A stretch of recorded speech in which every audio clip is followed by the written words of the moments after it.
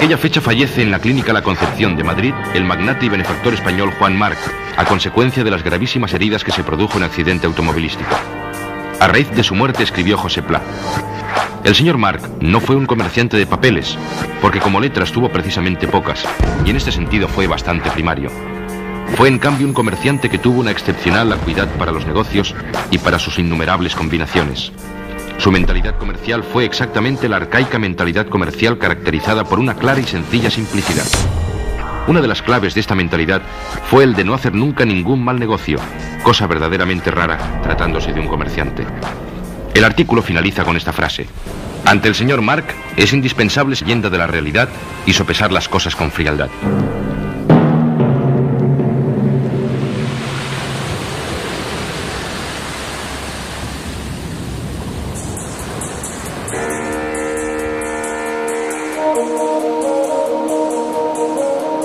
Me veré precisado a mandar un falucho a Gibraltar para traerme un género de contrabando.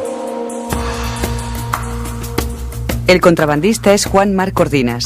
Tiene 27 años y manda instrucciones precisas a su agente en Argel. Necesitaré un vapor para cargar 100 bultos por valor de 20.000 pesetas y marcar el punto exacto en alta mar para transbordar la carga al falucho.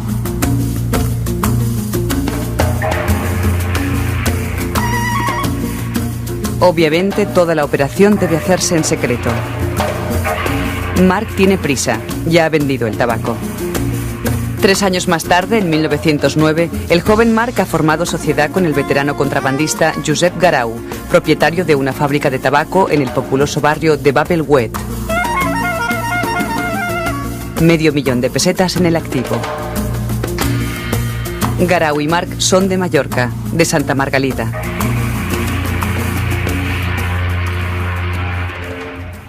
Sempre he de comprar paper, preda i metge foguera, i qualque pic tabac espera, i mal se perdut sa fumera sa mare que la va fer.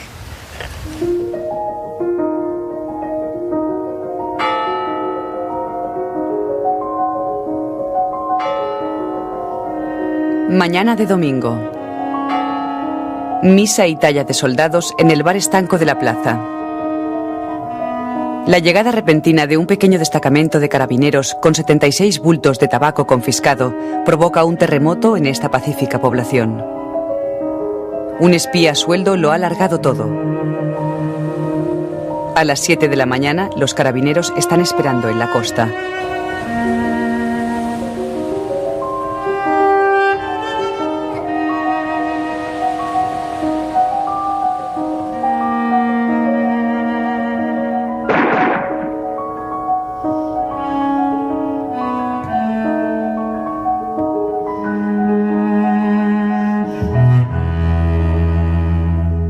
Ahora quienes tienen problemas son los militares. El pueblo en masa cae sobre el destacamento y la carga. Piedras, botellas, disparos, cacerolas. Resultado, huir a todo correr con el poco tabaco de contrabando que han logrado retener. En la capital, Palma, se abren diligencias por un delito de insultos a las Fuerzas Armadas y robo de tabaco confiscado.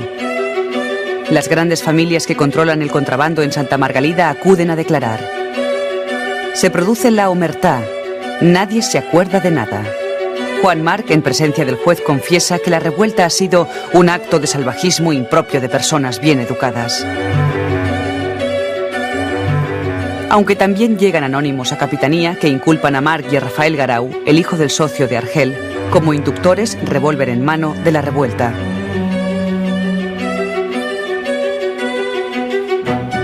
Por fin hay sentencia. 2 años de prisión para 3 cabezas de turco y para el teniente de carabineros 30 días de calabozo por no pedir auxilio y por llevar ropa no reglamentaria.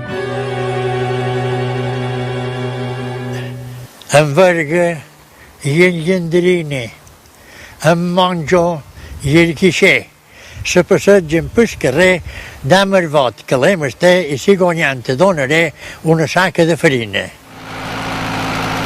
Verga es el apodo de la familia Marc, y los Marc y los Monjo son las grandes familias de Santa Margalida. Desde hace años, el padre y el tío de Juan se dedican a la exportación de ajos y tocinos y al tabaco de contrabando. Pero los libros de contabilidad de la firma Marc Hermanos también informan de otras cosas. En 1897 aparece, escrita a mano por el propio Juan Marc Cordinas, una sustracción a la caja de la empresa de 1.500 pesetas. Estas 1.500 pesetas eran una cantidad bastante importante para la época, sobre todo teniendo en cuenta que el sueldo de un hombre por un día de trabajo era de 1 peseta y el de una mujer de 50 céntimos. Con estas 1.500 pesetas empezó el imperio de Juan Marc Cordinas. El padre de Juan Marc no se lo perdonó jamás. Nunca se entendieron, nunca. Supongo que es el hecho de que cuando él tuvo que irse del colegio, que ya lo expulsaron, a los 15 años dejó la escuela, aquello ya no debió de gustarle nada al padre. Pese a no entenderse, el padre de Juan Marc obsequió al primogénito con esta casa como regalo de boda. La novia era una rica heredera, Leonor. En la casa solariega se hacía vida y negocio. Marc, lo mismo que anteriormente el padre y el tío, les vendía a crédito a los campesinos las fincas rústicas que había comprado a los hipotecados nobles mallorquines. La aristocracia lo detestaba y Marc sacaba provecho.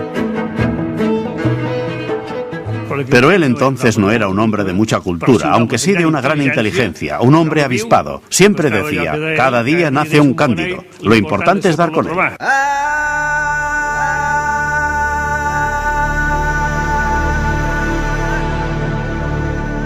En los valles de la cordillera del Rif viven tribus aisladas, de origen bereber y del todo arabizadas a estas alturas, que se resisten a aceptar cualquier tipo de presencia colonial.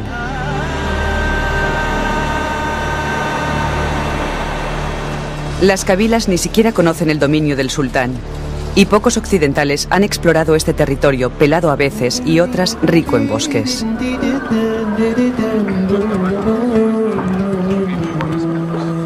Las ciudades son centros comerciales con talleres textiles, de babuchas, piel, orfebrería, muebles y navajas. Pero además, una vez por semana, cada kabila organiza su propio mercado. El zoco era el punto de encuentro de artesanos, curanderos, narradores de cuentos y vendedores de armas.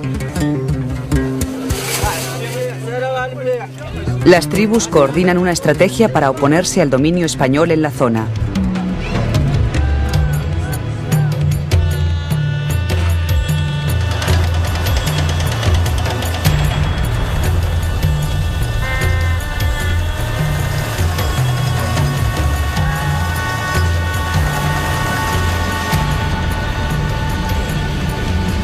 La muerte de unos obreros del ferrocarril cerca de Melilla, mientras construían las vías que unen las minas de hierro con el puerto, pondrá en pie de guerra al ejército español y a las tribus del Rif.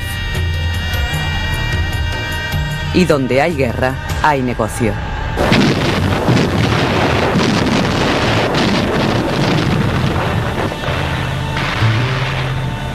Según este documento del explorador y confidente Angelo Girelli, Juan Marc y su socio Jorru introducían desde 1905 en las cabilas del Rif armas procedentes de Argelia. Cuando en 1912 Marruecos se convierte en un protectorado franco-español, la escalada militar se intensifica y también el tráfico de armas. Existe un informe de los servicios secretos franceses en el que se dice que Juan Marc, en combinación con los alemanes, les está haciendo la vida imposible en el norte de África, porque está armando a las tribus que luchan contra el ejército colonialista francés.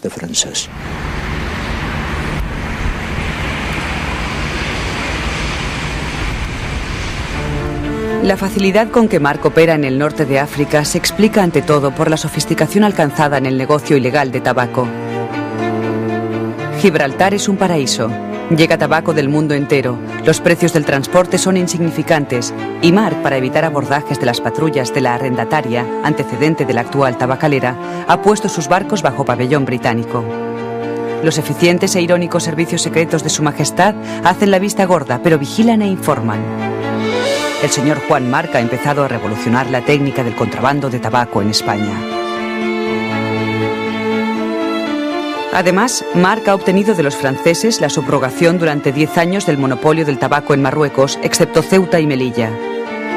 Marc convierte el norte de África en la gran plataforma del contrabando.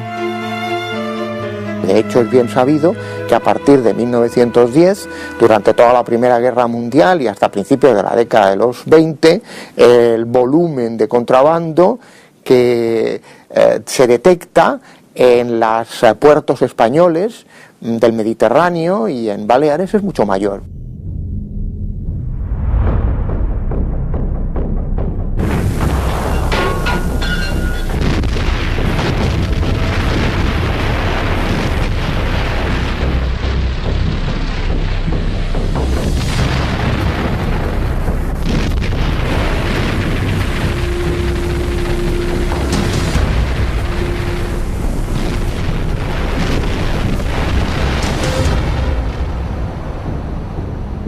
Las pequeñas embarcaciones que transportan la gasolina pertenecen a un trust dirigido por el llamado Juan Marc Berga.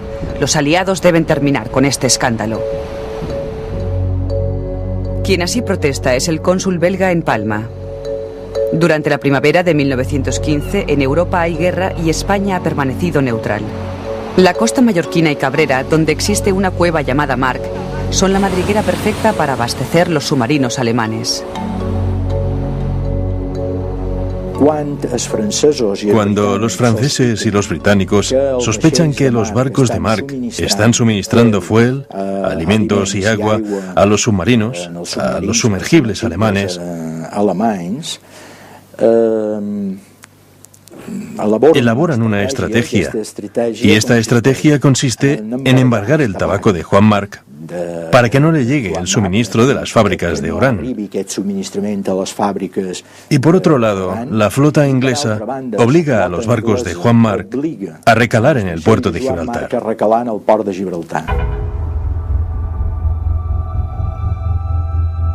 La estrategia funciona. El 28 de mayo de 1915, los servicios secretos mandan a Londres un mensaje cifrado. Marc está de acuerdo con nuestras propuestas de cooperación y ofrece su apoyo incondicional. La sorpresa de la diplomacia británica es descomunal. Marc, el contrabandista, es ahora espía de Su Majestad Británica. Marc les proporcionará información sobre los escondites de los submarinos alemanes. A cambio, británicos y franceses liberarán los barcos y el tabaco de Marc.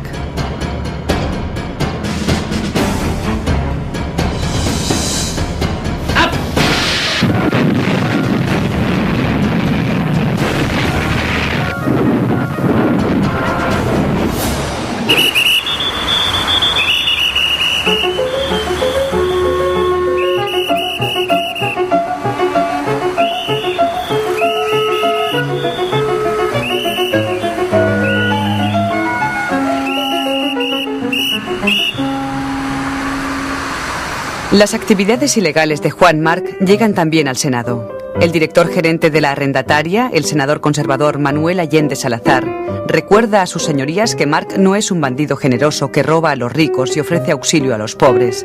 Juan Marc es un empresario del contrabando y, en consecuencia, espera menos pasividad por parte del conde de Romanones, presidente del gobierno, y del ministro de Hacienda, Santiago Alba.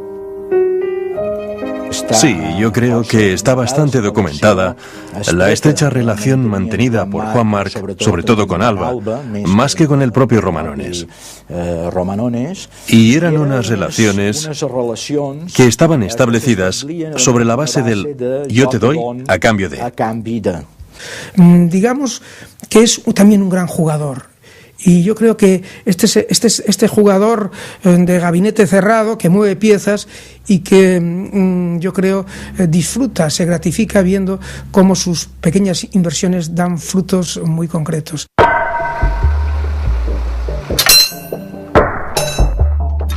La prensa de Mallorca y de Valencia no habla de otra cosa.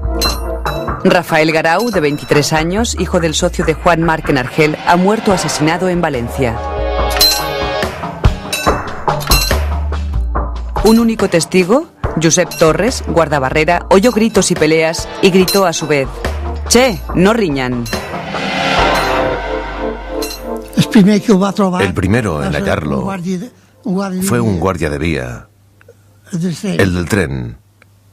Y cuando fue a ayudarlo y a ver qué pasaba, le dijo: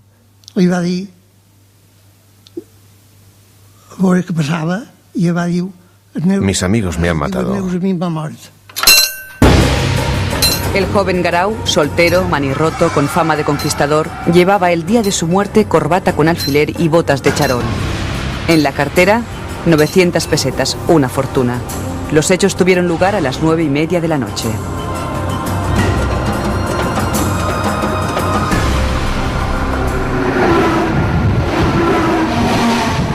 Y cuando el tren ya había pasado, había un cañaveral de maíz.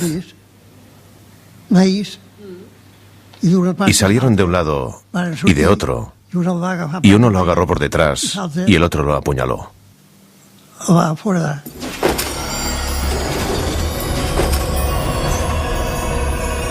El juez manda reconstruir los hechos. Garau murió víctima de 16 navajazos mal dados.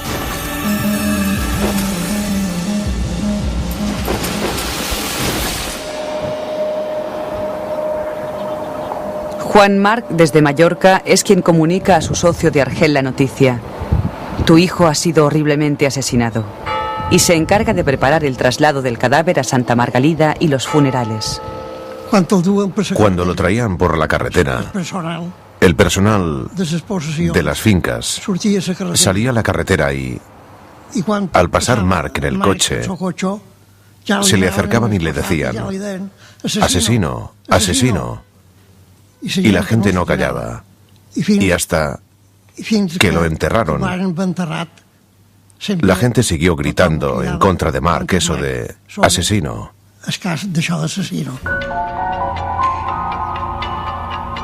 El caso parecía la típica vendetta entre contrabandistas. Fueron citadas a declarar 23 personas. Juan Marc dijo que no sabía quiénes eran los autores del asesinato y que no creía que se tratara de un asunto de faldas. El juez fue trasladado tras la fase de instrucción y el sumario 277 del año 1916 fue cerrado por falta de pruebas. Cuando un juez estaba a punto de procesar a Juan Marc, se le destituía o se le trasladaba. O sea que este tema de Garau jamás ha podido ser resuelto por la justicia, porque ha habido una injerencia claramente política en favor de Marc para que no se le imputara.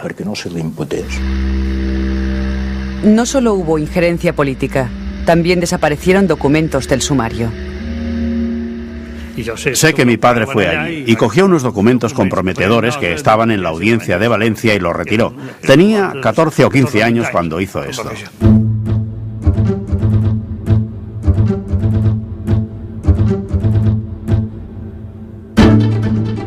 La Gran Guerra ha provocado una dramática escasez de aceite, patatas, arroz, harina, carbón.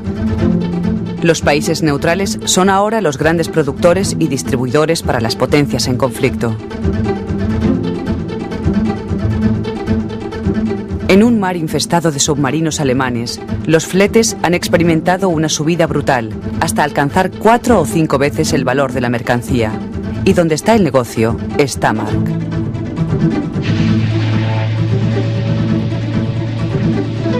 Juan Marc es ahora un accionista destacado de Transmediterránea, compañía naviera creada por industriales catalanes, valencianos y mallorquines.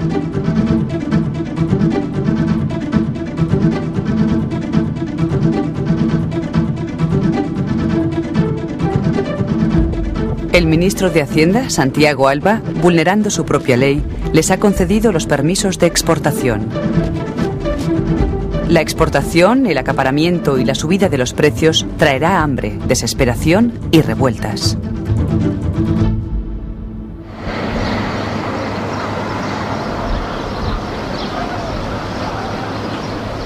Josep Garau y su hijo Francesc están en la cárcel militar acusados de espionaje a favor de los alemanes. Las pruebas son contundentes. 2 notas demuestran que los Garau, a cambio de información, cobran de los alemanes. El 6 de enero de 1919, un consejo de guerra declara inocentes a los Garau. Según la sentencia, las cartas son falsas y todo ha sido una maquinación inducida por Juan Marc. Los Garau y los Marc se han declarado la guerra.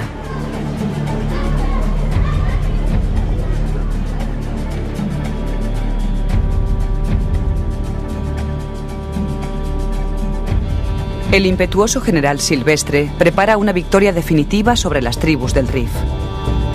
Mientras tanto, el explorador Angelo Girelli informa de movimientos sospechosos y rutas alternativas en el tráfico de armas. Ahora los fusiles y las municiones embarcan en los puertos de Gibraltar, Bélgica y Portugal. Los traficantes son Marc y Alba. Y tenemos también una prueba de este comercio en que una patrullera española interceptó un barco holandés cargado de armas, presumiblemente de Juan Marc. En aquel entonces, Santiago Alba era ministro de Estado.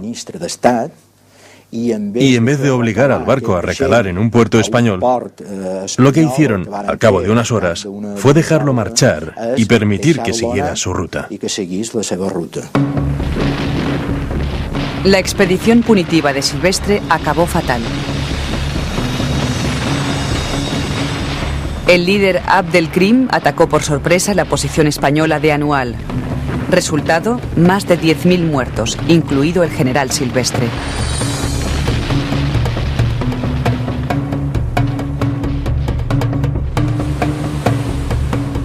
El transporte de heridos y muertos, de tropas, mulas, caballos, forraje y armamento, se hacía a bordo de los barcos de Transmediterránea.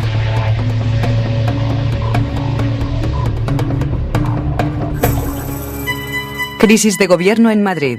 Mientras el nuevo presidente, el mallorquín Antonio Maura, deberá vengar la humillación de Anual, a Francesc Cambó, ministro de Hacienda, le corresponderá declarar la guerra al contrabando. El objetivo es Juan Marc, el último pirata del Mediterráneo, en palabras de Cambó.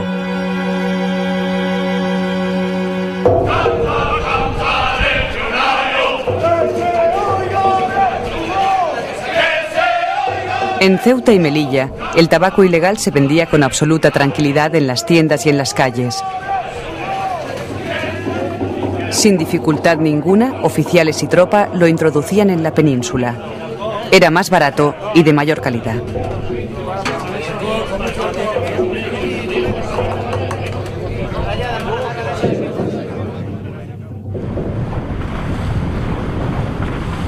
Francesc Cambó nombrará al ingeniero Francisco Bastos director de la compañía arrendataria.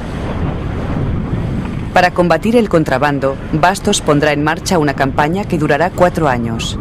En su lucha contra el fraude, contará con embarcaciones más rápidas y más numerosas y con inspectores mejor pagados. Plantea también una estrategia indirecta de lucha contra el contrabando, podríamos decir. ¿Cuál es esta? Pues fabriquemos mejor tabaco que el tabaco de contrabando. Y lo que hace es tecnificar la producción de tabacalera, comprar máquinas que líen mejor los cigarrillos, que haya menos pérdidas, que la picadura sea más perfecta, que la hebra tenga la longitud adecuada. Importa tabacos americanos de Kentucky y de Virginia de gran calidad, para tabaco turco también, para más aromático, introduce los aromas, por ejemplo. Marc confesará que había vivido tranquilo durante años, pero que ahora se sentía perseguido por Cambó y Bastos. La política permisiva con el contrabando le había costado cara a la hacienda pública. En el punto máximo pudo suponer hasta el 20%, de la recaudación total de la hacienda pública por el monopolio de tabacos, es decir, que es una cantidad bastante importante. Desde el asesinato de Rafael Garau, Marc pasa largas estancias en Barcelona y Madrid. En el Hotel Palace, punto de reunión de políticos e intelectuales, cierra muchos de sus negocios. Hombre de costumbres fijas, ocupa casi siempre una suite en la 4ª planta. Tiene 43 años, es multimillonario y en Mallorca vive su esposa Leonor y sus 2 hijos, el adolescente Joan y el pequeño Bartomeu. Lleva guardaespaldas y la policía lo vigila discretamente. Los informes policiales dicen que es mujeriego, pero no espléndido. Y la leyenda añade que jamás regaló un puro ni pagó una ronda. Los placeres de Juan Marc están en la intimidad. No es un hombre que se exhiba con mujeres, no es un hombre que se exhiba con políticos, no es un hombre que se exhiba con gente del mundo de la cultura, incluso con empresarios de su tiempo. Es un hombre que todo lo arregla en la privacidad, en las citas casi clandestinas, donde se despachan los asuntos. Y en estos despachos también circulan las ideologías. Marc es ahora propietario del complejo industrial de Portopí, con puerto, fábrica de fosfatos y almacenes de petróleo. Uno de los máximos accionistas de Transmediterránea, exportador de productos de la tierra, fabricante de abonos y empresario de prensa. El Día es la voz de los liberales mallorquines. Mientras, en Madrid, Marc y Alba han sacado a la calle la libertad, popular y de izquierdas. Marc es también el impulsor del rotativo Informaciones, de carácter conservador. A derecha y a izquierda, de día y de noche, en Madrid y en Mallorca, los periódicos de Marc abarcan un amplio espectro ideológico. No creo que tuviera ninguna ideología política definida, pero él sabe que la política le hace falta, le puede dar inmunidad y al mismo tiempo le puede dar proximidad con el poder político. ¿Por qué no?, se pregunta Marc mientras fuma un puro en la habitación 403 del Palace. El Congreso de Diputados está allí mismo, justo enfrente. Al candidato estrella del Partido Liberal en Mallorca le empiezan a llover campañas de prensa durísimas que él procurará silenciar. Juan Marc tempranamente descubre dónde están los peligros. El rumor, la información, es un mal aliado. Es el enemigo. La actividad especulativa, la transgresión, tiene continuidad cuando la información o el rumor no denuncia el trabajo que estamos haciendo. Es un hombre de sombras, de tinieblas. Y ese temprano aprendizaje en el silencio le lleva a comprar silencio. Comprar silencio es comprar espacio de actividad. A finales de mayo de 1923, el rey Alfonso XIII abrirá solemnemente las Cortes. El último parlamento de la monarquía tiene un nuevo diputado, Juan Marc, credencial 357.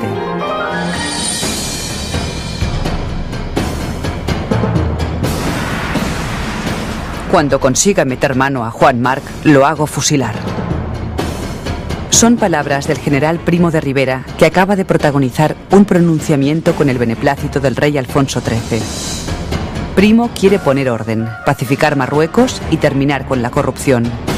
Y claro está, se halla al corriente de las actividades de Juan Marc en el norte de África. Los enemigos de Marc creyeron llegado el momento y trataron de hundirlo por la vía judicial. El fiscal del Estado lo denunciará ante los juzgados de Palma por contrabando de tabaco. Josep Garau le pedirá directamente a Primo de Rivera que lleve a juicio a Marc por falsificación de documentos y por haber acusado a los Garau de ser espías de los alemanes.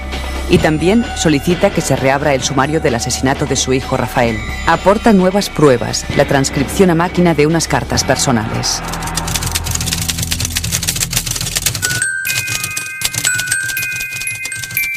Inolvidable Rafael. ¿Quién sabe si nos volveremos a ver? Él se pone intranquilo y me pide que no diga nada, lo cual encuentro muy extraño. Antes de marcharme, deja que te vea, y si no puedo de palabra, al menos te miraré. Quizás sea la última vez. Se despide la que siempre será tuya, Leonor. El inolvidable Rafael es Rafael Garau y Leonor, la esposa de Juan Marc. Rafael Garau se enamoró de su esposa y lo fue engañando. Y tenían relaciones y cartas y le regalaba muchas joyas que ella conservaba. Yo aún las he visto, estas joyas que le regaló Rafael Garau, y él se enteró cuando el asunto estaba ya muy adelantado. El día en que Juan Marc supo que Leonor y Rafael eran amantes, puso el grito en el cielo y en Santa Margalida se enteró todo el mundo. Lloró, lanzó unos chillidos que toda la gente, todos los criados y criadas, chofer incluido, las casas más próximas, se dieron cuenta de la enorme pena que le había causado este gran dolor. Juan Marc abandonó para siempre Santa Margalida y Leonor se convirtió en una mujer muy devota. Los procesos contra Marc fueron sobreseídos después de que los jueces fueran apartados de los casos.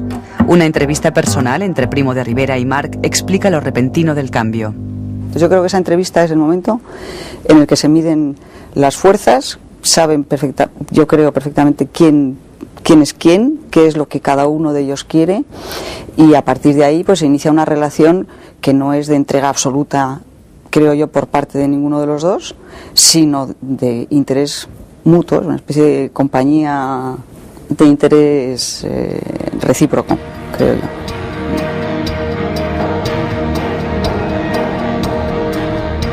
Una vez resuelto el problema político, los felices años 20 trajeron nuevos negocios para Marc.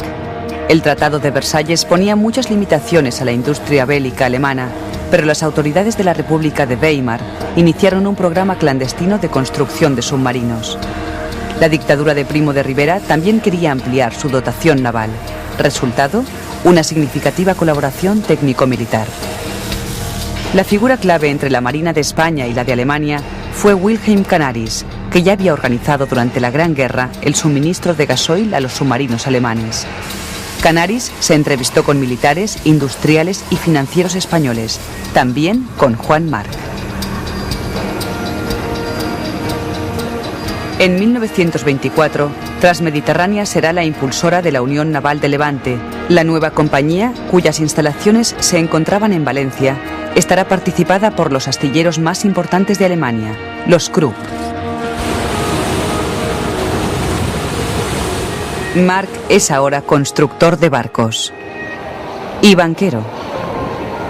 En la calle San Miquel de Palma abre la primera oficina.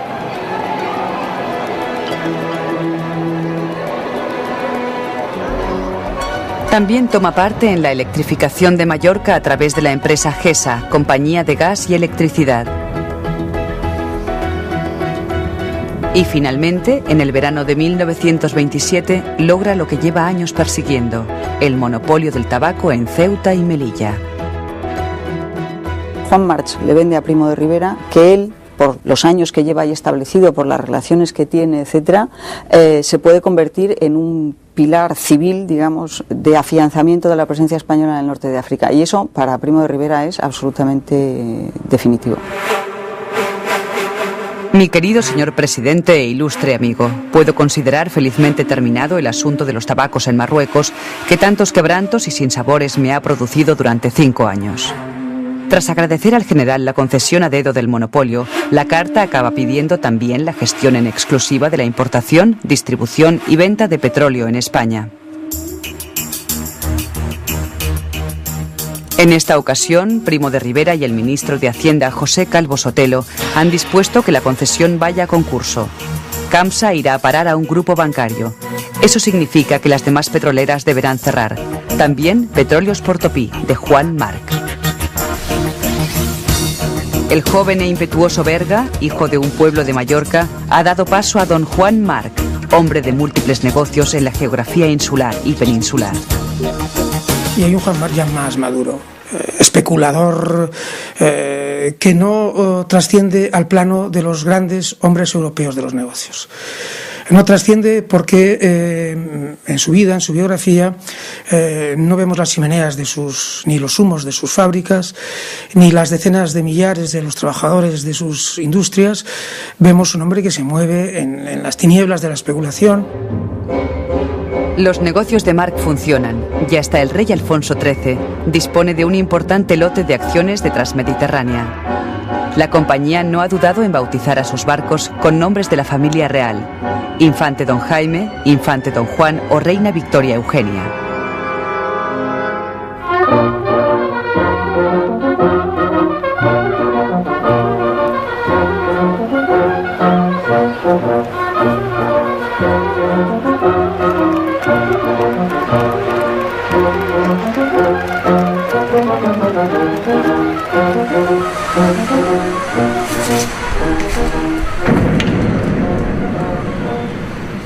Hace 2 años que España es una república y por imperativo legal se han rebautizado los barcos de Transmediterránea.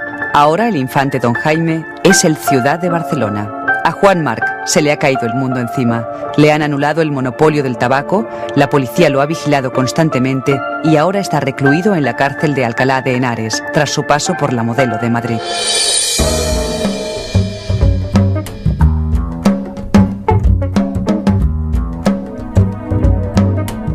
Marc es un diputado de la República, un diputado en prisión preventiva. Las Cortes, en sesión secreta, por 144 votos a favor y 79 en contra, han considerado reprobable su actuación durante la dictadura. Le han levantado la inmunidad parlamentaria y una comisión lo está investigando.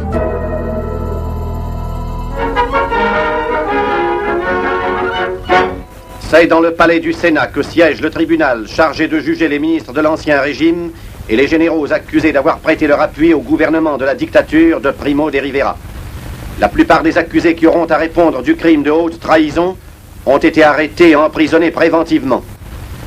Entonces, el caso de Juan Marc y Calvo Sotelo, ministro de Hacienda en la dictadura y el que ha hecho la concesión del monopolio de esa manera irregular, es una especie de castigo ejemplar, que es castigo al mismo tiempo de un potentado de pasado oscuro, colaborador de la dictadura, etcétera, y además del ministro de Hacienda de la dictadura. Entonces, es un caramelo muy goloso. Ante la comisión, declaran todos los adversarios de Juan Marc, pasados y presentes. Indalecio Prieto, exministro de Hacienda y actual titular de Obras Públicas. Ángel Galarza, exfiscal del Estado y director general de Seguridad. Francesc Garau, hermano de Rafael. Francisco Bastos, exdirector de la Arrendataria. Durante la investigación, Juan Marc toma algunas precauciones. Una vez en prisión, él sabía que querrían fastidiarlo de mala manera y por lo tanto la Banca Marc decidió quitarse de encima todos los libros de administración para que no se supiese lo que contenían. Y el director de la Banca Marc, Tramullas, decía, no sé cómo hacerlo. Había libros gordos, había uno que pesaba más de 30 kilos, entonces no existían los ordenadores que tenemos hoy en día.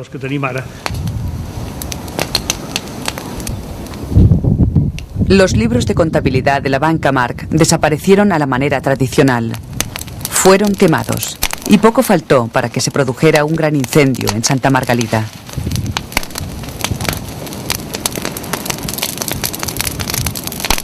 En Madrid, la cosa también está que arde. Ha habido filtraciones, sobornos, amenazas. Juan Marc ha intentado influir en el presidente de la comisión investigadora con un obsequio de 25.000 pesetas. Y las salpicaduras han alcanzado incluso a la propia reina Victoria Eugenia. Desde hace años circula un rumor persistente. Los 6 millones que Marc donó para construir en Palma el hospital de tuberculosis sirvieron, según cuentan, para desempeñar en París las joyas de la reina. Las Cortes se hacen eco del rumor.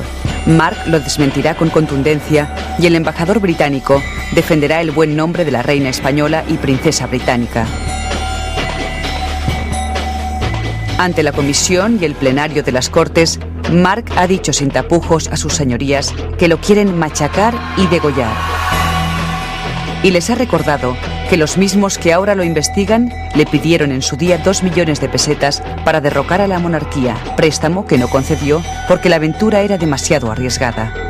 El ministro de Hacienda, el banquero e industrial Jaume Carné, dio en el clavo cuando dijo: Marc no es enemigo ni amigo de la República. Marc no fue amigo ni enemigo de la dictadura. Marc no fue amigo ni enemigo de la monarquía. No tiene odios ni amores. O la República lo somete, o él someterá a la República. Todo esto lo recuerda Juan Marc detrás de los barrotes. Cuando ingresó en la cárcel, se negó a recibir visitas y los médicos forenses le diagnosticaron problemas en la uretra que le dificultaban la micción. Marc se ha convertido en un preso modelo que controla sus negocios desde la celda y reserva los domingos a la familia. Y allí pasaba él todo el día mientras tenía gente. La recibía en esta habitación, que no era para nada una salita. Era una habitación de cárcel, con muebles de cárcel. Pero sé que tenía una habitación a donde iba por las mañanas, en que lo visitaba el mayordomo y le preparaba el desayuno y lo ayudaba a levantarse. Y luego estaban sus colaboradores con sus negocios. Y bajaban a la habitación de abajo, como le digo, y allí permanecían hablando de sus negocios.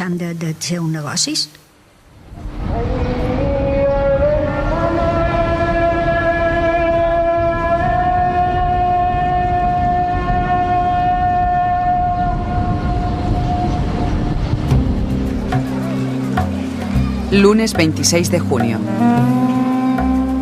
La prensa argelina informa en portada del comienzo del Tour de France y de un doble crimen. El autor de los disparos es el industrial tabaquero de 53 años, Francesc Garau, que ha testificado contra Marc en Madrid. Los muertos son Jaume Ramis, de 62 años, y Bernat Sureda, de 38, ambos residentes en Mallorca y colaboradores de Marc. Según Garau, los dos hombres le habían propuesto participar en un complot para atentar contra la vida del presidente del gobierno, Manuel Azaña, y del ministro Indalecio Prieto. A cambio, quedaba saldada una vieja deuda. El artífice de la maquinación es Juan Marc, declara Garau a la policía.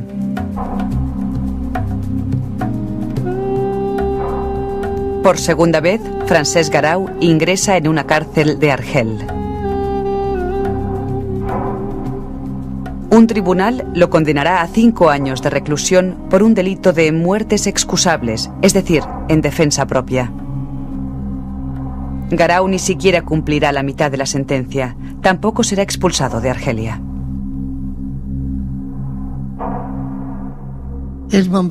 Un día me habló de ello. Estábamos tomando café en Carquetglas y le dije: pero tío, no debería haberlo hecho nunca esto. Dice, me cago en... Si pasase ahora, aún nos volvería a matar. Dice, porque me llevaron a la ruina.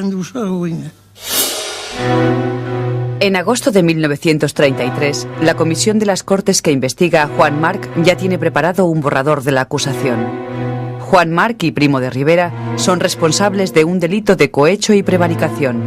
Las donaciones suman 350.000 pesetas repartidas entre la publicación La Correspondencia Militar, un instituto contra el cáncer y una iglesia en el norte de África.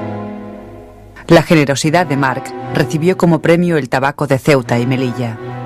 Marc debe indemnizar al Estado con 30 millones de pesetas y cumplir una pena de prisión.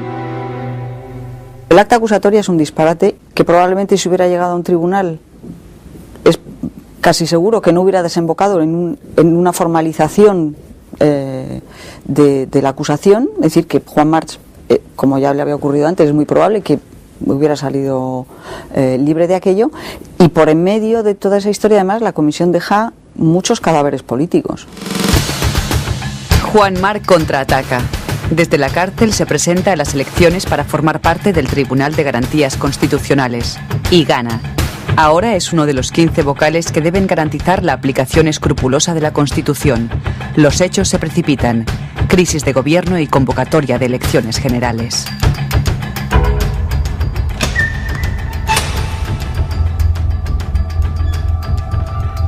Jueves 2 de noviembre de 1933.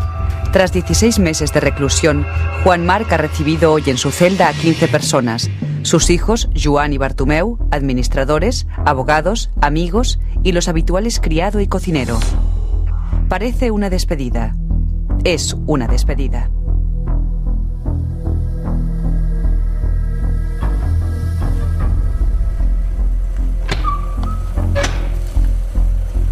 A las 10:15 de la noche abandona por la puerta principal la cárcel de Alcalá de Henares. El vigilante no le ha cerrado el paso, al contrario, se ha subido con él al coche. Destino: Gibraltar.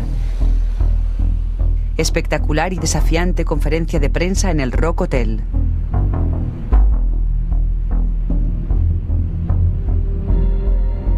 La noticia de la huida da la vuelta al mundo.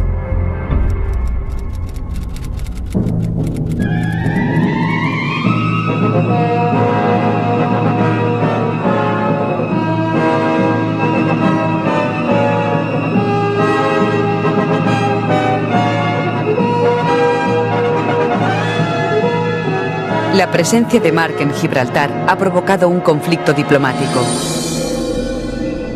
El embajador británico en Madrid manda un informe confidencial al Foreign Office.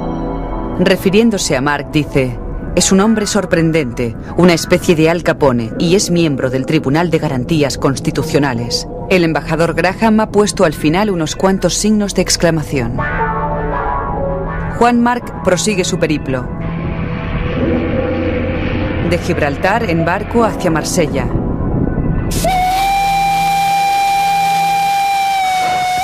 Y luego en tren hacia París. La sorpresa del gobierno republicano es descomunal. Detenciones a porrillo. Juan Marc acusa a Azaña, Prieto y Carné de utilizar fondos públicos en una cruzada dirigida contra su persona. En cualquier caso, estas expresiones de Marc son normales. Él se siente perseguido, y ciertamente se siente perseguido por la República. Pero se sintió perseguido en todas las ocasiones en las que la información trascendió al plano público.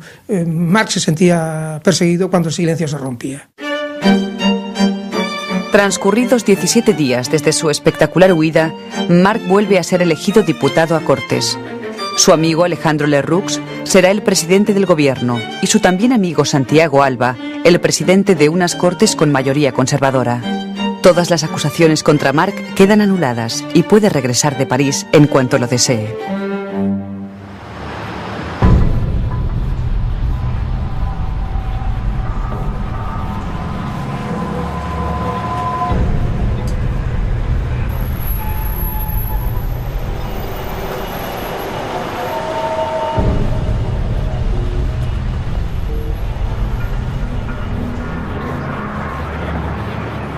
Un conspirador contra la República Española presenta un cheque firmado por Juan Marc en la oficina de la banca Kleinworth, en la City londinense. El importe, 2.000 libras esterlinas. Es el precio que hay que pagar por el alquiler de un de Havilland Dragon Rapid. El sábado 18 de julio el avión recogerá en Las Palmas de Gran Canaria a un general de 43 años curtido en las guerras africanas. Al día siguiente, Francisco Franco se pone al frente del ejército de África.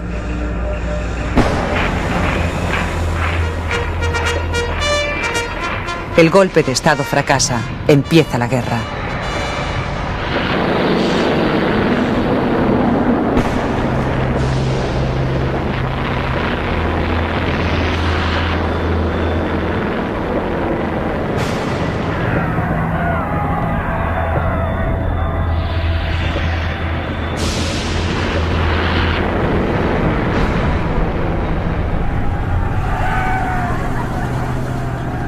En Mallorca, las cosas estaban bajo control. Bajo control de los militares rebeldes. Los comunistas mallorquines lo expresaban de forma clara y rotunda. Dios propone y Marc dispone. En Sontorruella, una finca de 25 hectáreas con una casa del siglo XVII, vive desde 1932 un escritor de novelas de aventuras, Alan Hilgard. 37 años, oficial retirado de la Marina y vicecónsul honorario de Su Majestad Británica. En 1934, la casa recibió con todos los honores al matrimonio Churchill. Alan Hilgard tendrá que abandonar la ficción para volver a la acción. Durante la guerra favorecerá la salida desde Palma, Barcelona y Valencia de la colonia inglesa a bordo del Repulse, mandado por un buen amigo, el capitán John Godfrey. En febrero de 1939, 450 refugiados republicanos llegarán a Marsella procedentes de Menorca, gracias también a las gestiones del vicecónsul. Y mientras, ¿qué hacía Marc? Abrir líneas de crédito para el bando nacional. En Lisboa, en Roma, en Ginebra y en Londres. Solo los créditos concedidos a través de la banca Kleinworth y la Société de la Banque Suisse suman ya unos 10 millones de dólares. 3 créditos que fueron estratégicamente importantes para Franco. La cantidad en su conjunto no es exagerada, teniendo en cuenta que Franco consiguió de los alemanes y los italianos ayuda por valor de 700 millones de dólares. estos 10 millones de dólares resultan un porcentaje relativamente pequeño. No quiere decir, sin embargo, que no fueran estratégicamente importantes y que sirvieran para pagos que había que hacer en efectivo. Grandes o pequeños, no eran donaciones, eran créditos con vencimientos e intereses.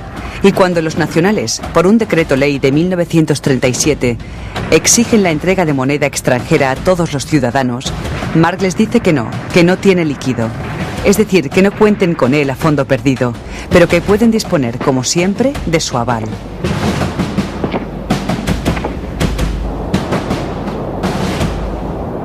El mismo día en que la guerra civil terminaba, el ejército vencedor reconoció mediante una ley reservada su deuda con Juan Marc. ¡Viva España!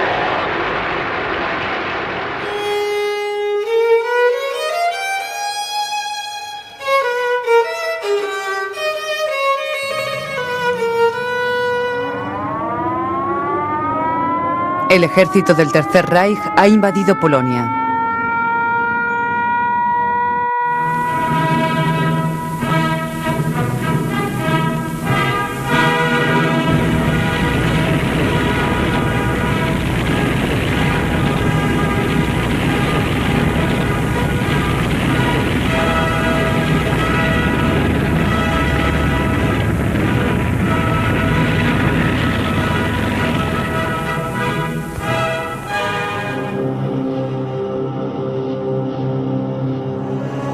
El 23 de septiembre a las 6 de la tarde, John Godfrey, el antiguo capitán del Repulse y actual responsable de los servicios de espionaje de la Marina Británica, recibe a un hombre de negocios.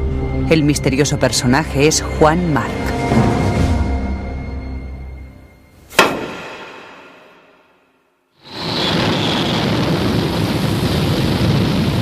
Con la ayuda de un traductor, Marc le comunica que vuelve a ponerse a las órdenes del almirantazgo, como ya hizo en la Guerra del 14, e indica los servicios que puede ofrecer. Controlar los suministros de gasoil a Marruecos y Canarias, y por lo tanto, cortar la vía del combustible a los submarinos alemanes. A cambio, realiza una propuesta.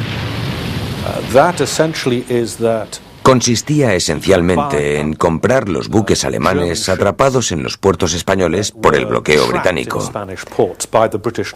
Estaba dispuesto a comprarlos para su empresa, pero los buques, en realidad, estarían entonces al servicio de los británicos, o como mínimo, serían utilizados de un modo que no fuera hostil a los británicos. A los alemanes se les acabaría pagando por estos buques, pero al final de la guerra, no mientras esta durase.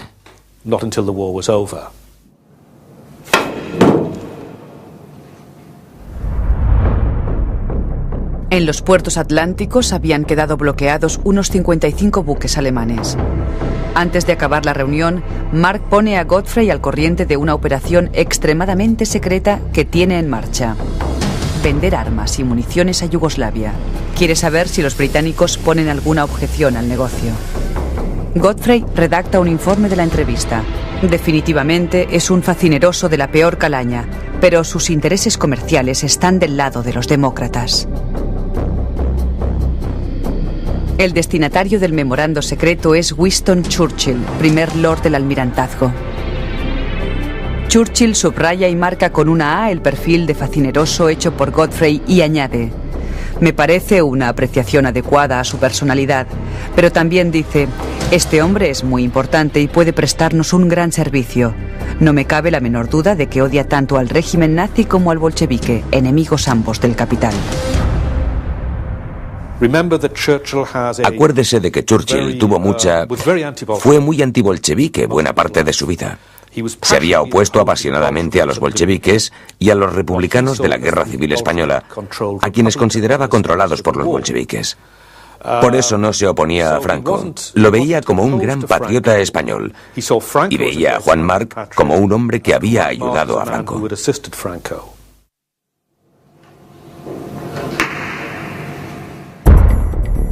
La nota de Churchill termina diciendo: me gustaría ver al señor Mark a las 5 de la tarde.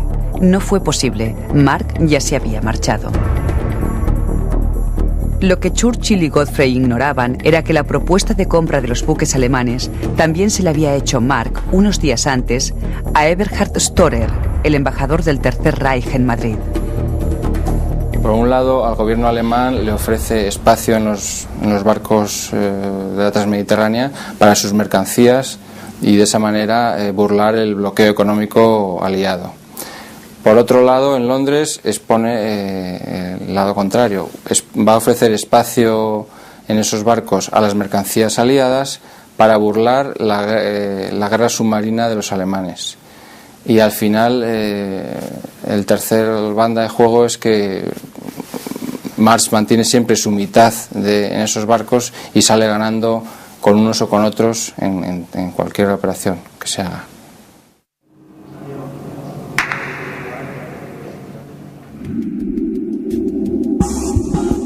Pero aparte de los barcos, hay otro negocio en marcha.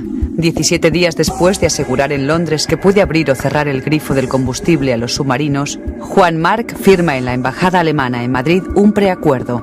Adquirirá para la Marina de Guerra un paquete de acciones mayoritario de la compañía petrolera Cepsa. Cepsa, la única refinería española, obtiene el crudo de las explotaciones de Venezuela y lo transforma en la planta de Santa Cruz de Tenerife.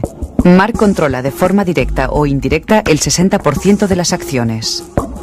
Ninguna compañía extranjera, según la legislación española, podía tener más del 49% de acciones de una empresa española, con lo cual los alemanes necesitaban a un español o una empresa y por eso acudieron a March y a sus buenos oficios.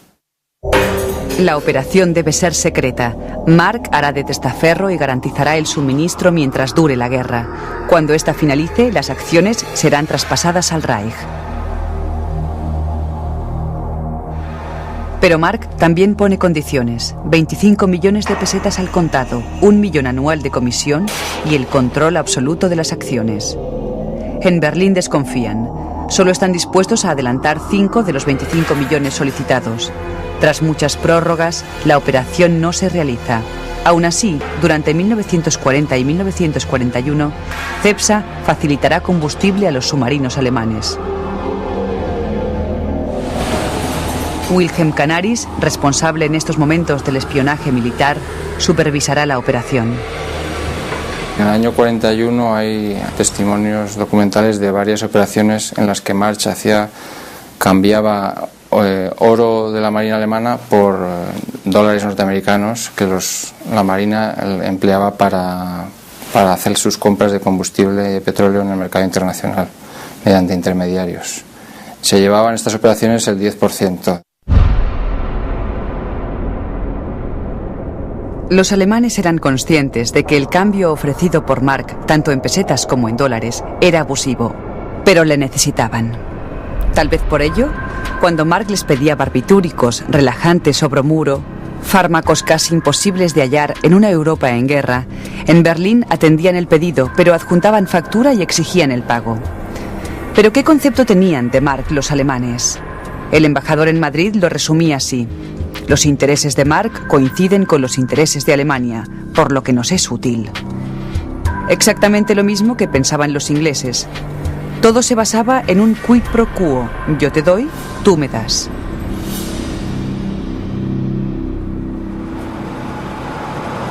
Finalmente, en Londres y en Berlín, desestimaron la compraventa de los barcos mercantes alemanes, aunque no la posibilidad de seguir trabajando con Mark. Y en el Foreign Office se acuerdan de la pregunta: ¿tienen algún inconveniente si vendo armas a Yugoslavia? No tenían ninguno. Los yugoslavos pagaron 200 millones de pesetas por fusiles y municiones procedentes de la guerra civil.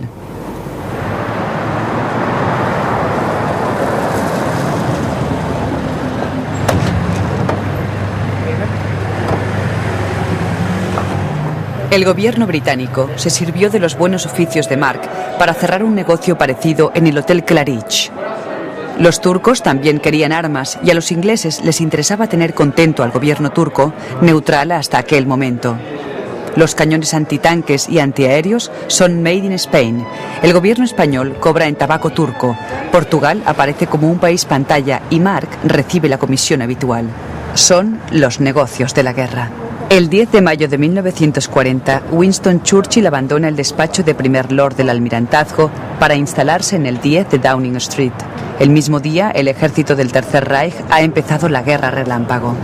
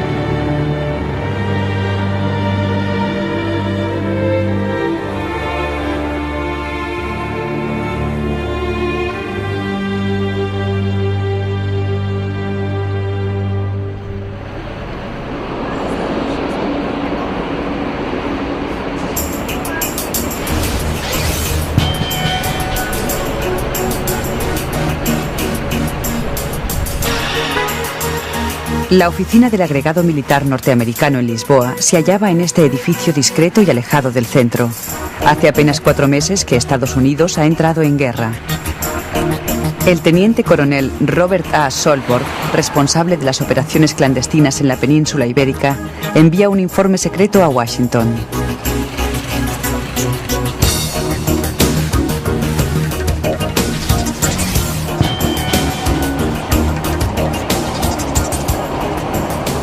El militar americano explica que acaba de pasar una semana en Madrid, invitado por su viejo amigo Alan Hilgard. El antiguo cónsul en Mallorca es ahora el agregado naval de la Embajada Británica y coordina las actividades de los servicios secretos en España. Hilgard le ha confiado a Solborg una operación supersecreta. Todo empezó en junio de 1940, cuando los tanques alemanes se dirigían a París.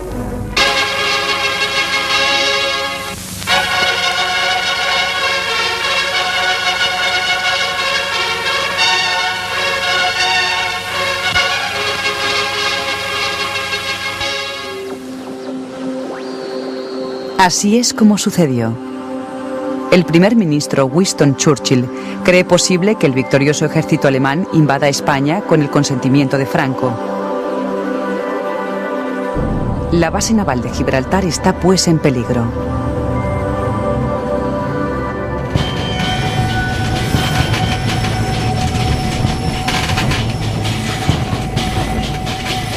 Churchill le pide a Alan Hilgard que ponga en marcha una operación clandestina para asegurar la no beligerancia de los militares españoles.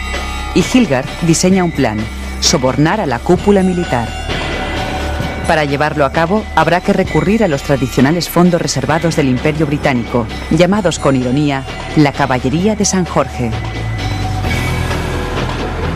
Pero San Jorge, en este caso, deberá seducir al dragón.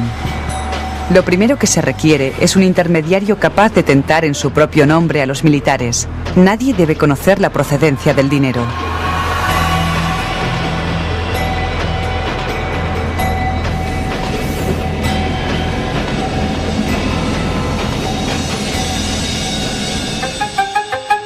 El hombre escogido, informa Solborg a Washington, es el conocido capitalista Juan Mark. Entre Mark y Hilgard elaboran una lista de 30 militares. La documentación de Londres y Washington solo cita a 2, los generales promonárquicos Orgaz y Aranda. Creo que el caso de Aranda era una mezcla de desencanto político por la orientación represiva del régimen de Franco y de lo que él consideraba un predominio injustificado de la falange fascista en el régimen. En el caso de Orgaz, me sorprende lo mucho que se parece al estereotipo más tradicional que los anglosajones tenemos de un general latino, que espera cobrar una propina o, si lo prefiere, que espera simplemente hacer negocio. Mientras tanto, en la costa inglesa ha empezado a caer un diluvio de bombas.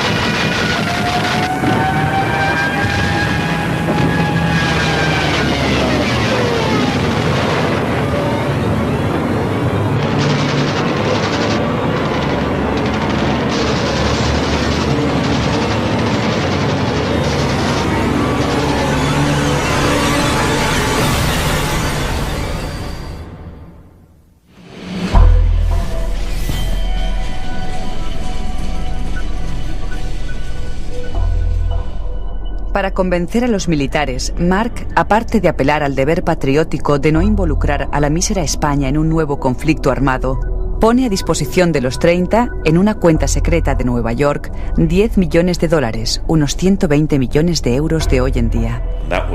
Y esto se gastó entre junio de 1940 y septiembre, octubre y noviembre de 1941. Eran enormes cantidades de dinero para la época. Sabemos que en el 42 se gastó al menos entre 3 y 5 millones más, y que seguramente en el 43 se gastó más. Esto era mucho dinero. En Europa, durante la Segunda Guerra Mundial, podían comprarse muchos cócteles con ese dinero.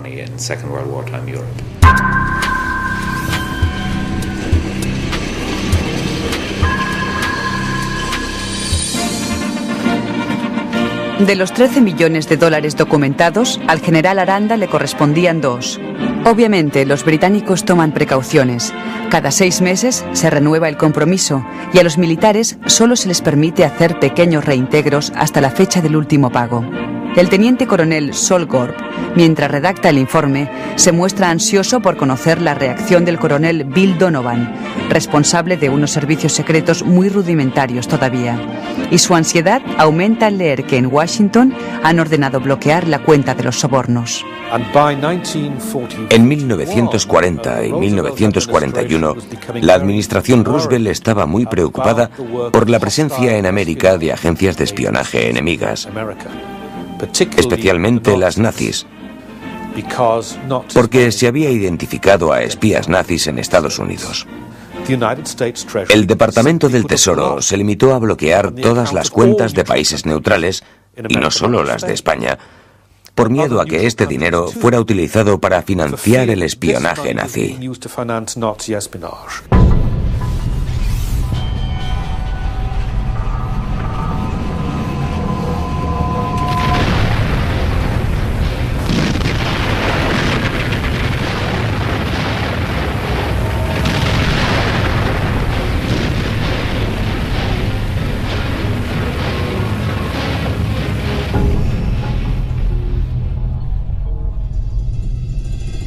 En verano de 1941, todas las alarmas se disparan. El general Aranda comunica a Mark que no ha podido sacar dinero de la cuenta de Nueva York porque está bloqueada. Mark se lo transmite a Hilgard y al embajador, Samuel Hoare. El embajador sigue el conducto oficial. Se lo comunica al ministro de Exteriores, Anthony Eden. La respuesta es discreción absoluta. Los americanos no deben enterarse de nada. Hilgard se impacienta y se traslada a Londres. Tiene una reunión con Churchill. Churchill interviene y le pide al ministro de Finanzas, su vecino del 11 de Downing Street, que compense los fondos bloqueados. El ministro no lo ve nada claro. Los militares españoles son capaces de cobrar y no hacer nada a cambio. Churchill ensaya una vía alternativa. Se pone en contacto con Lord Halifax, el embajador británico en Washington.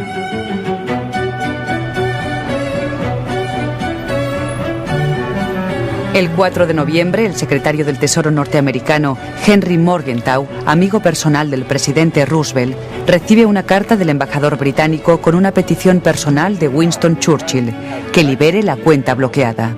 3 semanas más tarde, la caballería de San Jorge vuelve a estar a disposición de los 30 militares españoles.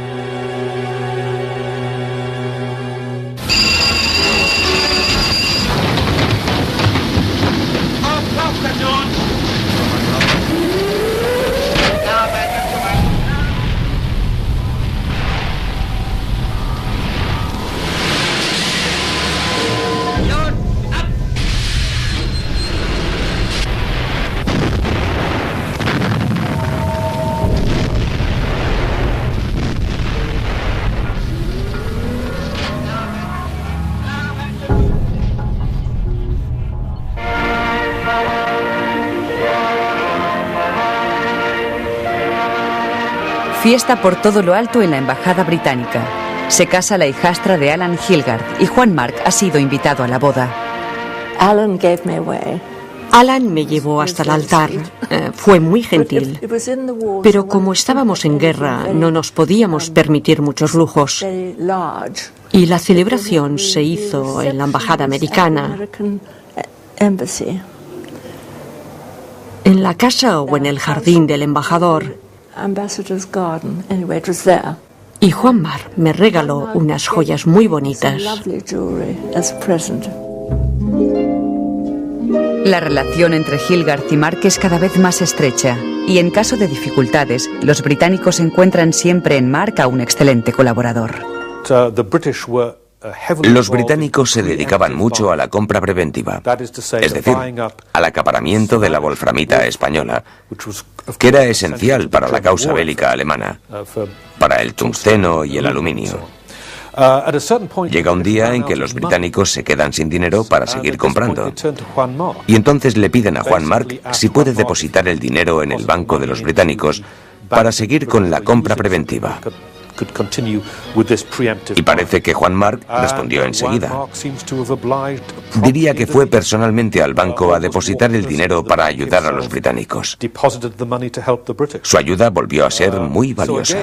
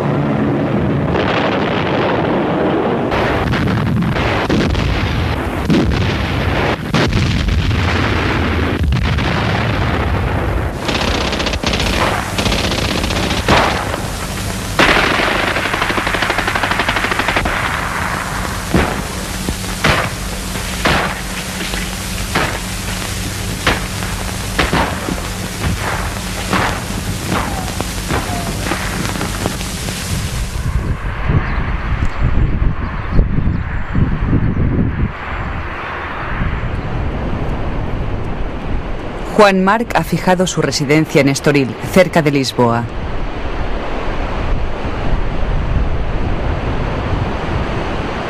La capital portuguesa es el centro de todas las intrigas, los negocios y los espías. Pero tiene aún otra ventaja, es escala obligada en los vuelos Londres-Madrid.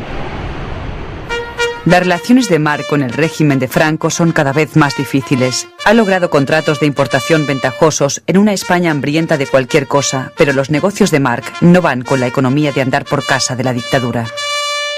A mí me contó Jiménez Caballero que Serrano Súñer y Franco en persona le pararon los pies. Y prueba de ello es que él siente que puede correr peligro en España. Él siente cierto temor, él ve que desde posiciones falangistas, desde posiciones que están hablando de la revolución pendiente, es un blanco muy definido. Y prueba de ello es que se marcha de España y establece su residencia en Portugal. Por otra parte, Hilgard, que le visita a menudo, es partidario de la restauración monárquica, pues conviene a los intereses de Inglaterra. Marc está dispuesto a financiar el traslado de don Juan de Lausana a Estoril. El viaje de momento no se lleva a cabo, pero sí se produce una aproximación a la clandestina alianza de fuerzas democráticas. Yo hablé con el presidente de la alianza, de Rébulo Martínez, Y él me comentó cómo rechazaron el dinero de Marc, que Marc le ofreció, incluso ofreció un cheque en blanco, y le decía, hombre, no sea chiquillo, ponga una cantidad, don Reu, lo haga, escribe. Dijeron que no, la República no se vende. Esta vez la República no estaba en venta, pero a Marc el contacto le costó la apertura de un expediente en la temida Dirección General de Seguridad.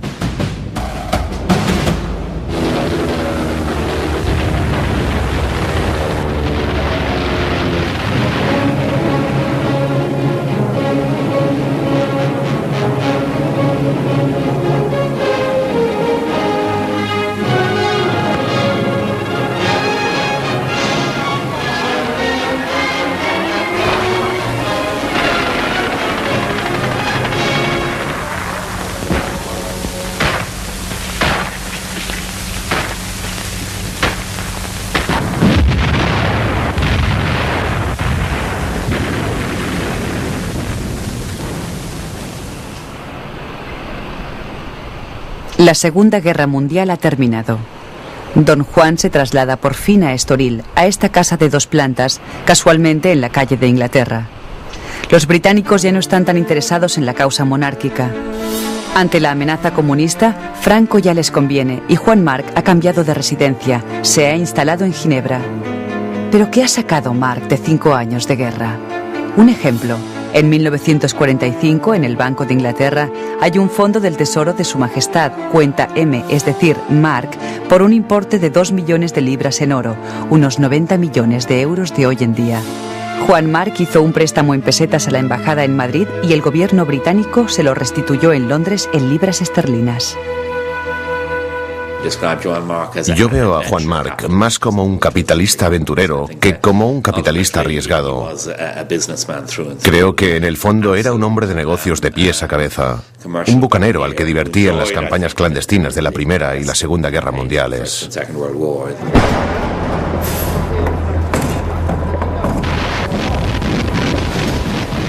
Al ejemplo del oro hay que añadir los porcentajes que sacó de la venta de armas, combustible, pesetas, divisas, víveres, créditos y demás operaciones de la denominada guerra sucia.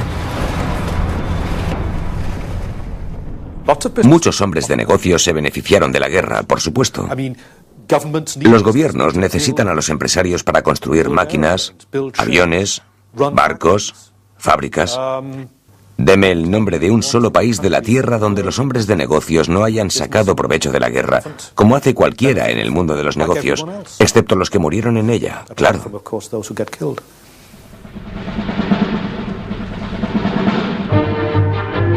Febrero, la central de Flix en el río Ebro. Empieza el periodo de pruebas. Esta gran obra de ingeniería pertenece a Barcelona Traction Light and Power, conocida popularmente como la Canadenca. La empresa, fundada en 1911 por el ingeniero norteamericano Dr. Pearson, está domiciliada en Toronto, pero la mayor parte de los accionistas son belgas. Barcelona Traction cobra los recibos de la luz producida en Cataluña y tiene centrales hidroeléctricas, térmicas, embalses y presas repartidas por todo el territorio. La compañía posee un activo de 160 millones de pesetas, pero también tiene su punto débil. Desde hace casi 12 años, desde 1936, no paga intereses ni amortizaciones a los propietarios extranjeros de títulos. Los argumentos son contundentes. La empresa fue colectivizada durante la Guerra Civil y en la posguerra no hay divisas. La situación era la situación de una sociedad, de suspensión de pagos, de los intereses y amortizaciones de las obligaciones que había emitido entre el público. Es decir, una situación difícil y comprometida. Existía el riesgo de que algún acreedor intentase recuperar los intereses y las amortizaciones vencidas y no pagadas por la empresa. Y el riesgo se hace efectivo. El martes 10 de febrero de 1948, 3 acreedores presentan en el juzgado de Reus una demanda de insolvencia contra Barcelona Traction. El jueves, el juez declara la bancarrota. Y el viernes se ejecuta por la vía judicial la ocupación de todos los bienes, libros de contabilidad y documentos de las empresas del grupo. Oficialmente, Barcelona Traction no recibió nunca el acta de quiebra. En 4 días, los testaferros de Juan Marc se han hecho con el control de la empresa. La elección de Reus fue insólita, pero no casual. El juzgado de esta ciudad industrial cercana a Tarragona actuó con celeridad y con la máxima discreción. Nadie tuvo la menor noticia, ni los afectados.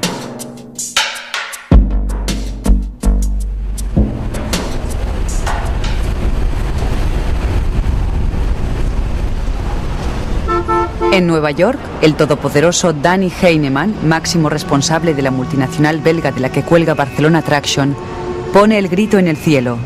La empresa estaba valorada en una cantidad que oscila entre 6.000 y 8.000 millones de pesetas. La primera reacción de la dirección canadiense de la empresa fue de absoluta estupefacción por el hecho de que el tribunal español hubiera dictado una sentencia por quiebra, ya que se trataba de una gran empresa que daba evidentes beneficios a España, y asimismo porque la resolución de quiebra del tribunal no solo afectaba a las empresas filiales españolas, sino que alcanzaba también a la empresa matriz canadiense. En Ginebra, Juan Marc, gran aficionado al dominó, sabe que todavía quedan muchas fichas encima de la mesa. Lleva 7 años tras la empresa eléctrica y la batalla legal, una de las más turbias, largas e interesantes del derecho internacional, apenas sí ha comenzado.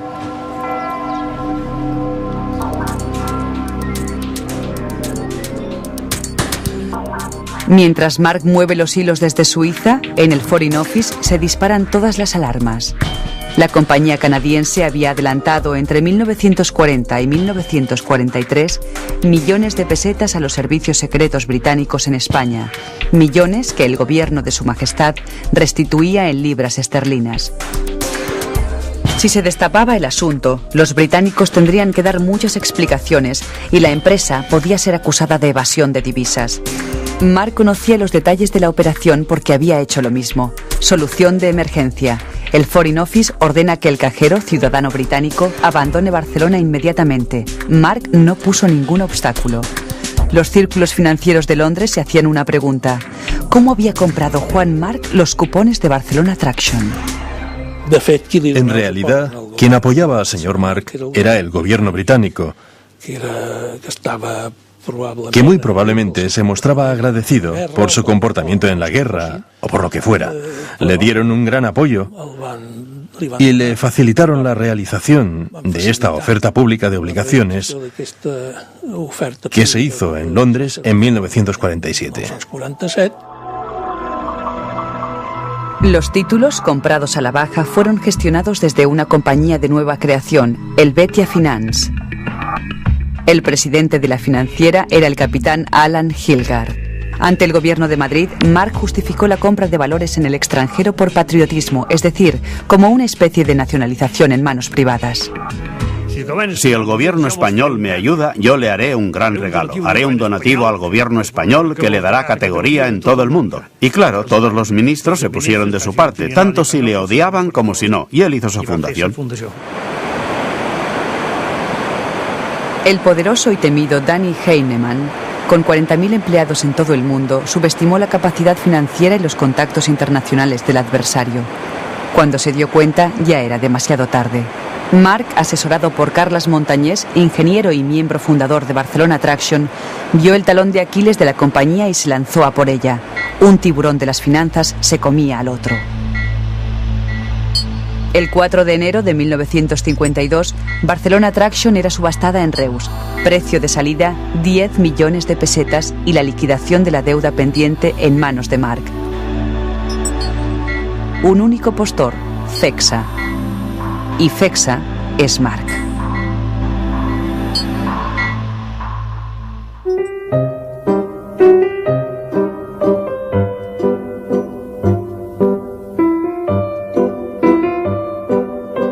Esta es la gran finca de Juan Marc en la isla de Mallorca. Se encuentra frente a Cabrera, escenario de las arriesgadas aventuras de un belga joven. En Savall, Marc celebra fiestas y ceremonias para 1.500 personas. estamos en los años 50 y Mallorca empieza a ponerse de moda.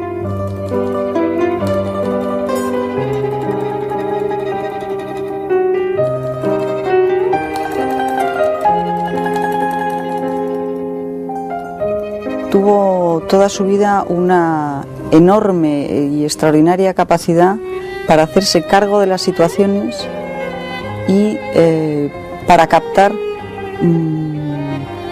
los deseos y la voluntad de las otras personas. Ahora la prensa habla del financiero, del multimillonario o del mecenas Juan Marc. Él no es ni duque, ni conde, ni marqués, títulos nobiliarios con los que Franco obsequiaba sin pararse en barras. A Juan Marc le interesaba más el silencio que la alabanza. No buscó nunca la alabanza. Cuando alguien le pregunta cuánto dinero tiene, responde sin emoción ni vanidad: soy tan rico que ni yo lo sé. Resulta difícil creerlo de alguien con una mente contable. Fue un hombre de una inteligencia ágil y profunda, penetrante, que captaba el fondo, lo importante de cada asunto muy rápidamente. Ha creado la Fundación Marc, dotada con 1.000 millones de pesetas, que ampliará a 2.000 millones unos años más tarde. La Fundación promueve el arte, la ciencia y la investigación. También es una forma de reducir la carga fiscal. Arriesgaba solo lo necesario. La audacia era audaz, pero no asumía riesgos excesivos, porque lo que quería él realmente era ganar dinero. Ese era su verdadero objetivo en la vida.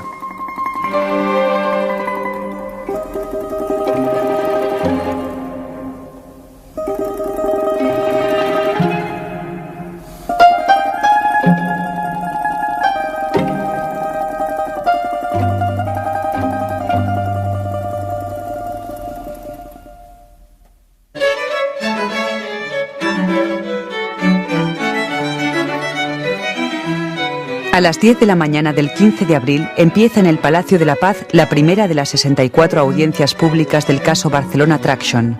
El gobierno belga ha demandado al Estado español. Hace casi 2 décadas que se está librando la batalla jurídica en el Tribunal Internacional. El gobierno belga instó al Tribunal Internacional de Justicia a actuar en favor de los accionistas belgas, alegando que la sentencia de quiebra era en realidad una nacionalización y expropiación de los bienes de sus ciudadanos, es decir, de los accionistas de la empresa Barcelona Traction. Era una empresa con un grave defecto en el modo de financiarse. Una empresa que ganaba dinero a través de sus sociedades instrumentales, pero que tenía que pagar a sus acreedores en libras esterlinas. Era una empresa en la que normalmente la peseta experimentaba una depreciación ante la libra esterlina, que estaba condenada al fracaso. 19 letrados representaron al gobierno español, 17 al gobierno belga. Unos se esforzaron en demostrar que la quiebra estaba justificada por una mala gestión de la empresa. Los otros en probar que los tribunales españoles no eran competentes y que detrás se escondía una operación política que contaba con la complicidad de los gobiernos de España y Gran Bretaña. El 5 de febrero de 1970, los jueces del Tribunal Internacional desestimaron la reclamación del gobierno belga.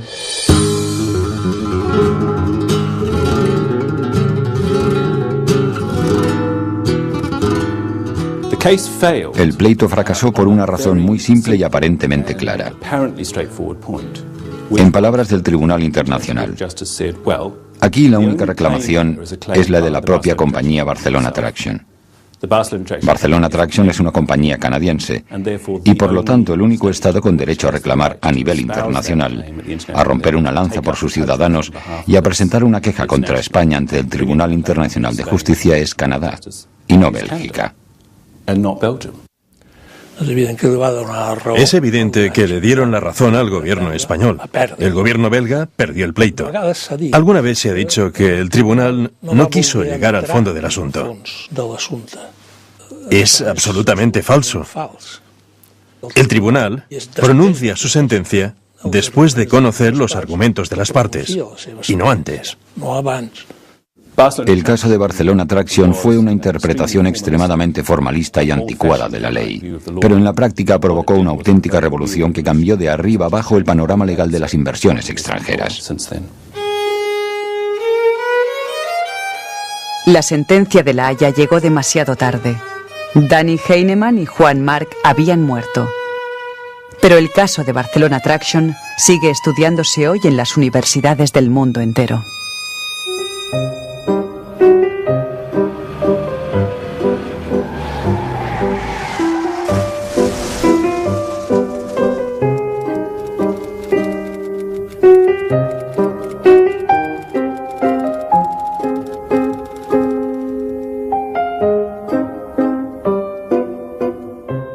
Y dijo, que venga un cura. Y fueron a buscar a un cura que él conocía, un religioso, no me acuerdo del nombre, un religioso peninsular que fuera a confesarlo. Aquel hombre acudió, lo confesó y cuando se marchaba allí mismo, delante de los familiares de Mallorca, Marc dijo, en este momento acabo de hacer el negocio más importante de mi vida.